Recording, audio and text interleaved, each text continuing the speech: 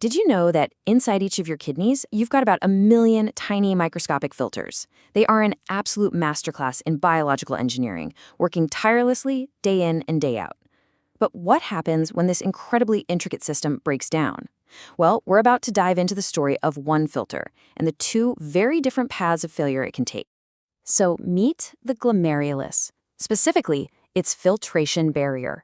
I want you to think of it as this incredibly advanced three-layered security system. On one side, you've got your blood. On the other, the very first step to making urine. Its whole job is to keep the good stuff in and let the bad stuff out. Simple, right? But when this barrier is breached, well, the consequences are immediate and pretty profound. And each of these three layers has a highly specific job. First up, the endothelium, which has these tiny little windows or fenestrations that block cells from getting through. Next, you have the glomerular basement membrane, or GBM.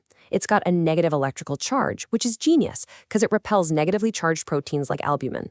And finally, these really specialized cells called podocytes wrap their foot processes around the whole thing, forming the last line of defense. It's just a really elegant multi-stage system. But when this amazing barrier gets damaged, it forces the kidney down one of two very distinct paths. And this, right here, is the central conflict of our story, a fork in the road that leads to two completely different clinical syndromes. Okay, and here you can see that choice laid out perfectly. On the right, we have nephrotic syndrome.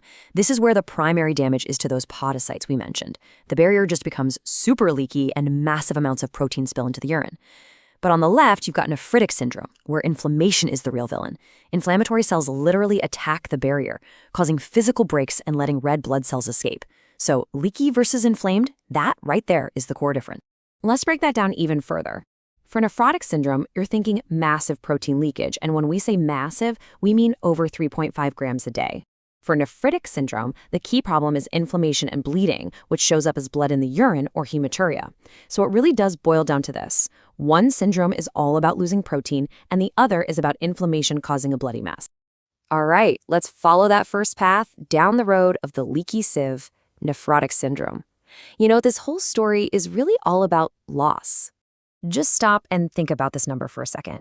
More than 3.5 grams of protein lost in the urine every single day. That's not a small drip. That is a massive, totally unsustainable leak. The body is literally hemorrhaging one of its most essential building blocks right through the kidneys. So this huge protein loss is what defines nephrotic syndrome. And remember, the primary damage is to the podocytes, those final gatekeeper cells. That damage directly leads to low protein, especially albumin in the blood, and that in turn causes one of the most visible signs, this widespread swelling or edema. And here you can see the direct human cost of all that. See, albumin acts like a sponge in our blood vessels, keeping fluid where it's supposed to be. When it's gone, that fluid just leaks out into the surrounding tissues.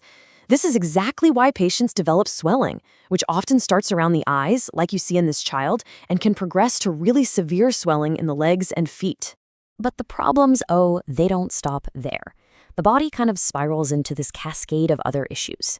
The liver tries to compensate for the lost protein by going into overdrive, but that also ramps up cholesterol production. At the same time, we're losing these vital anti-clotting proteins in the urine, making dangerous blood clots way more likely. And, to top it off, we lose our immunoglobulins, our antibodies, which dramatically increases the risk of serious infections.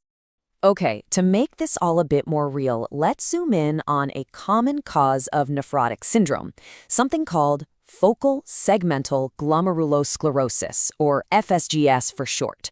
Now, the name itself is actually a clue to what's going on at the microscopic level, as you're about to see. So what you're looking at here is an actual biopsy slide, and the name, focal segmental glomerulosclerosis, perfectly describes this image. Focal means it affects some of the glomeruli, but not all of them. Segmental means it only affects a part of each of those glomeruli, and glomerulosclerosis just means scarring of the glomerulus. The name is literally a description of what we're seeing. Pretty cool, right? But if we zoom way, way in with a much more powerful electron microscope, we find the real culprit. Look at those podocyte foot processes, those delicate finger-like projections. In a healthy kidney, they interlock perfectly. But here, they've been flattened out and fused together. That process is called effacement. And that damage is what completely destroys the filter's integrity, causing that massive protein leak we've been talking about. Okay, let's back up to that fork in the road and take the other path. This is the story of the inflamed gate, nephritic syndrome. Now, this isn't a story about a slow leak. This is about an active inflammatory breach. This is often the very first thing a patient with nephritic syndrome will notice. Their urine is visibly red or brown. It's a really dramatic sign that blood is getting into the urinary system, where it absolutely should not be. So the most essential thing to understand here is that nephritic syndrome is driven by inflammation. This inflammation is so severe that it creates actual physical breaks in the glomerular basement membrane. This allows red blood cells to just pour through, it causes high blood pressure from all the salt and water retention, and it leads to a rapid decline in the kidney's ability to filter waste. So how do we know the blood is coming from the glomerulus? Well, this slide right here is the smoking gun. These are misshapen red blood cells called acanthocytes. They get this weird, distorted shape because they've literally been squeezed through those tiny, damaged breaks in the filtration barrier. Finding these in the urine is a telltale sign of glomerular bleeding. This inflammatory assault has other consequences too. The damaged filters just can't get rid of salt and water effectively, and that causes hypertension.